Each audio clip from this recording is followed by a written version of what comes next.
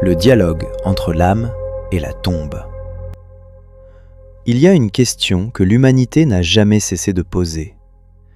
Qu'advient-il de nous lorsque la terre referme son silence sur notre corps ? Certains disent que tout s'arrête là. D'autres parlent d'une présence qui ne meurt jamais. Mais si la terre elle-même avait le pouvoir de nous consumer ou de nous préserver, et si chaque pas que nous faisons sur elle était un pacte invisible avec l'éternité? Ce documentaire vous invite à pénétrer un enseignement rare, transmis par un maître spirituel soufi, Seydi Mohamed El-Cheikh. Un enseignement qui dévoile le dialogue secret entre l'âme et la tombe, la puissance des noms divins et la raison pour laquelle certains corps échappent à la décomposition. Vous n'écouterez pas un simple récit. Vous entrerez dans une réalité où l'intention, la confiance en Dieu et la présence angélique tissent le destin de chaque être humain. Bienvenue dans le mystère de ce que la terre garde et de ce qu'elle ne livre jamais. Chapitre 1. La subsistance de l'âme et la présence angélique. Dès sa naissance, l'être humain est nourri par le lait maternel, un secret subtil d'Allah. Pourtant, certains enfants n'ont pas été allaités et n'en ont subi aucun préjudice. Cela révèle que la simple formalité de la shahada, l'attestation de foi, peut suffire à leur subsistance. Cette subsistance n'est pas matérielle, elle relève de la lumière divine. Prenons l'exemple du prophète Moussa, Moïse, que la paix soit sur lui. Dès sa naissance, il pouvait téter ce qu'il désirait sur son doigt. Certains ont dit qu'il s'agissait de lait, mais en réalité, c'était de la lumière d'Allah, conçue pour imiter le lait maternel afin que le nourrisson puisse se sustenter. C'est ainsi que les habitants du monde subtil observent l'humain. Ils le suivent depuis sa naissance, durant la période d'allaitement, pendant ses premiers pas, jusqu'au moment où il s'apprête à retourner vers son Seigneur.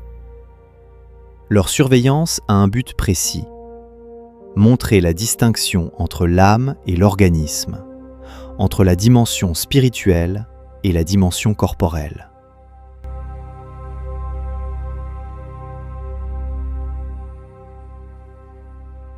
Chapitre 2. La terre, témoin et dépositaire. Il faut savoir qu'Allah a préparé la terre avec une sagesse particulière. Non seulement elle reçoit l'organisme humain après la mort, mais elle a elle-même adressé des prières à Allah et obtenu 2 privilèges. Le prophète, que la paix soit sur lui, a expliqué que si la terre soutient les pas de l'homme, c'est parce qu'elle en a reçu la permission. Sans cela, elle rejetterait l'être humain. Cette explication fut donnée en réponse à des railleurs à la Mecque. Ils prétendaient mettre à l'épreuve la véracité du verset sur le voyage nocturne, à l'Isra, en disant « Si tes paroles sont vraies, lève tes pieds sans retomber. » Le prophète leur répondit alors « Si ce n'était pas le secret qu'Allah a confié à la terre, elle ne serait pas capable de retenir les pieds de l'être humain. » Il révéla ainsi que la terre est une créature, tout comme nous.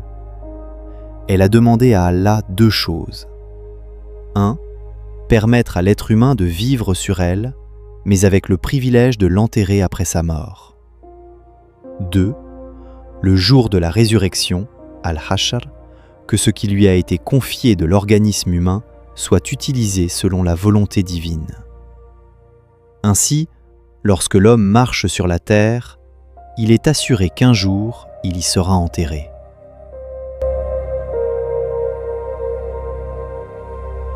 Chapitre 3. L'intégrité du corps et l'inviolabilité de l'âme.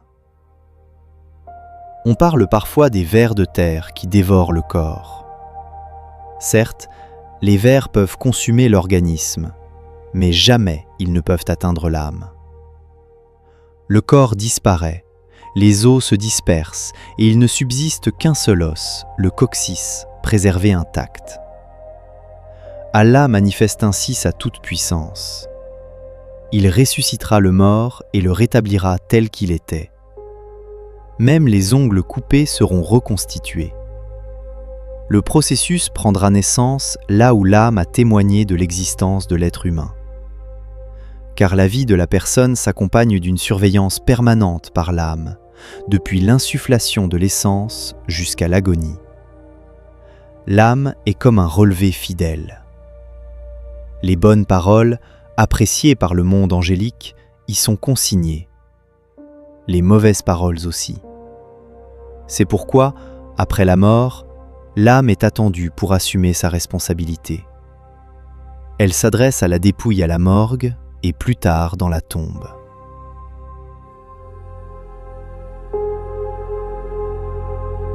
Chapitre 4. Le dialogue entre l'âme et la tombe. Il existe des corps que la tombe consume et d'autres qu'elle ne consume pas. Pour celui dont la tombe dévore le corps, l'âme lui dit « Tu désirais tant garder cet organisme en toi, tu l'as même demandé à Dieu. Voici donc que, dans sa sagesse, Dieu t'apporte un corps que tu peux retenir. » La tombe répond « Dans mon domaine, il n'y a ni fraîcheur ni chaleur. Il n'y a ici que ce que l'être humain y apporte. S'il apporte des bienfaits, il les retrouvera. S'il apporte de mauvaises œuvres, il les retrouvera également. Ainsi, c'est l'homme lui-même qui prépare ce qu'il rencontrera.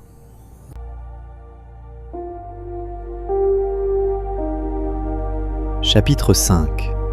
L'enseignement de Moussa et la grâce du compagnonnage. Pour illustrer cette vérité, le prophète Moussa transmit un enseignement subtil à son disciple. Lorsque l'armée de Pharaon poursuivait les croyants jusqu'au bord de la mer, l'angoisse gagna certains cœurs. Mais Moussa leur répétait avec assurance « Dieu est avec nous ». Sur ordre divin, il frappa la mer de son bâton et les eaux s'ouvrirent. Après la traversée, le disciple s'approcha de Moussa et lui dit « Et si nous étions entrés dans la mer, puis qu'elle s'était refermée sur nous et que nous étions morts ?» Moussa lui répondit « Ainsi donc, Pharaon aurait ri de nous, pensant que nous voulions fuir et que Dieu nous aurait noyés ?» Par cette réponse, Moussa lui enseigna une science profonde. L'eau peut conserver le corps humain tout comme la terre, sans nécessairement l'altérer. Le disciple comprit alors que la terre elle-même peut garder le corps sans l'abîmer. Il demanda comment bénéficier de ce privilège. Moussa lui répondit « Tu n'en as nul besoin. Le fait que tu chemines avec moi est plus puissant encore que la terre qui préserve intact le corps humain. » Maoulaya Cheikh Tidiane Chérif m'a confié « Vois-tu cette parole de Moussa ? Il voulait enseigner qu'être le compagnon d'un homme investi d'une mission divine est une grâce immense.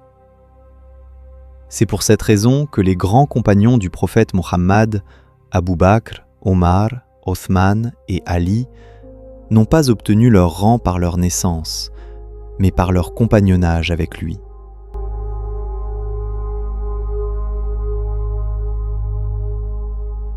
Chapitre 6. Les deux noms qui préservent du tombeau. Les mystiques enseignent que deux réalités empêchent la terre de dévorer le corps. La terre considère deux choses avant d'agir. 1. La présence du nom divin Al-Wakil, le garant suprême. 2. La présence du 100e nom, appelé Al-Ismullahi Al-Azam, le nom suprême d'Allah.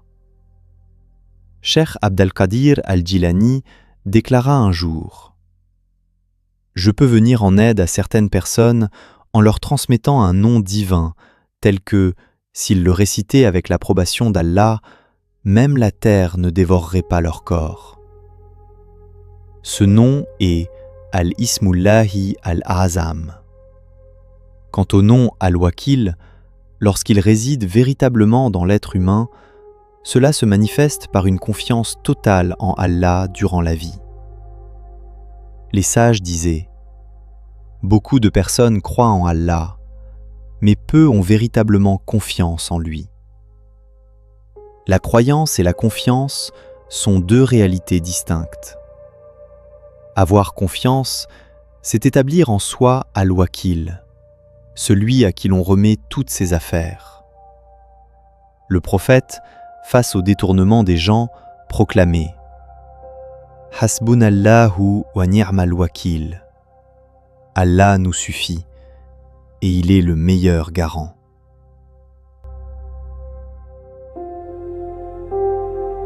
Chapitre 7. La présence de l'âme et l'expansion de la tombe. Tant que l'âme réside dans le corps, celui-ci reste préservé, que ce soit sur la terre ou même sous le ciment. Mais dès que l'âme est absente, le corps se dégrade rapidement. La terre obéit à Allah et respecte cette protection tant que l'âme est présente. Après l'enterrement, un dialogue s'instaure. Un homme de Dieu expliqua que la tombe du croyant s'élargit jusqu'à 70 mètres. Cette mesure symbolique se fonde sur le fait que, durant 70 jours, la terre interpelle l'âme du défunt pour qu'elle témoigne.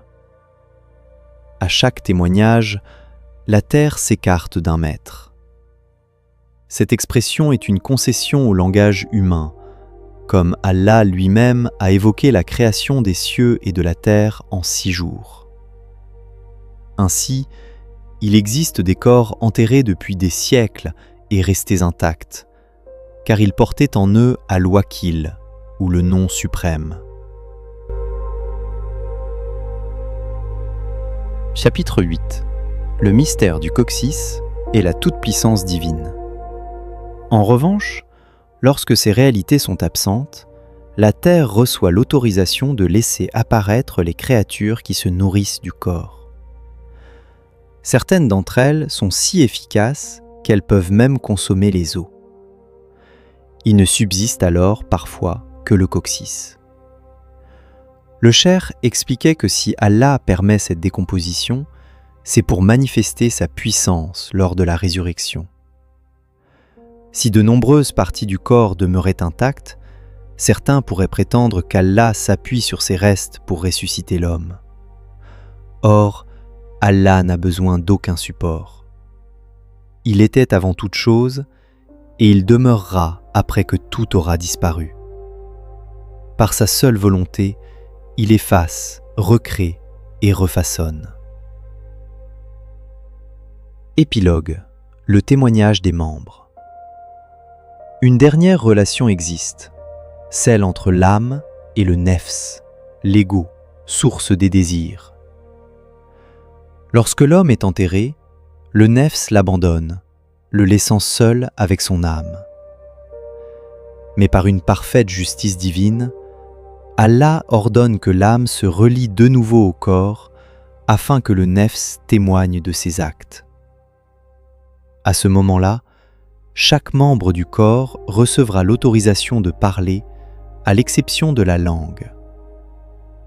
Car les membres qui n'avaient pas la parole dans la vie d'ici-bas pourront s'exprimer, tandis que la langue, qui avait déjà cette faculté, sera réduite au silence. C'est ainsi que chaque membre témoignera des actes accomplis, scellant le destin de l'être humain dans une réalité où rien n'est ignoré. Assalamu alaikum wa rahmatullahi ta'ala wa barakatuhu.